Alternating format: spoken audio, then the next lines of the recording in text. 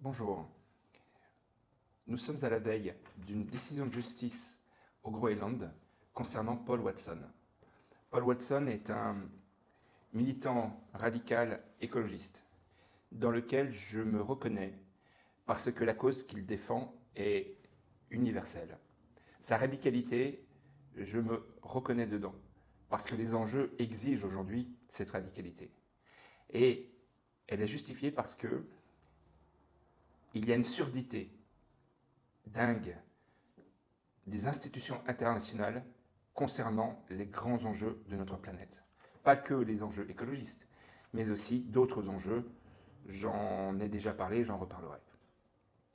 En fait, cette radicalité est justifiée parce que le Japon a émis un mandat d'arrêt international contre Paul Watson, qui est emprisonné maintenant depuis des mois et des mois et des mois, parce qu'il défend les baleines et la diversité des espèces marines.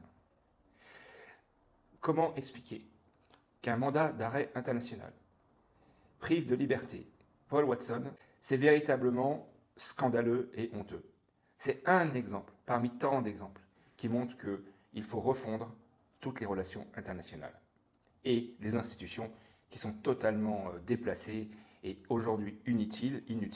Et quand on voit toutes les COP numéro 1, COP 2, 3, 4, 5, 26, 27, 67, 69, tout ce que vous voulez, elles ne servent qu'à quoi? Elles servent à faire de l'entre-soi, à réunir des gens qui vont perdre du temps, à ne rien faire et à s'auto-persuader qu'ils sont utiles à la planète. Non, ce sont des personnes comme Paul Watson qui sont utiles.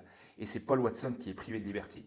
Nous sommes donc à la veille d'une décision de justice qui va ou bien transférer Paul Watson au Japon, où il risque près de 15 ans de prison, ou bien il va être libéré et pourra peut-être être accueilli en France, comme il l'a demandé à Emmanuel Macron.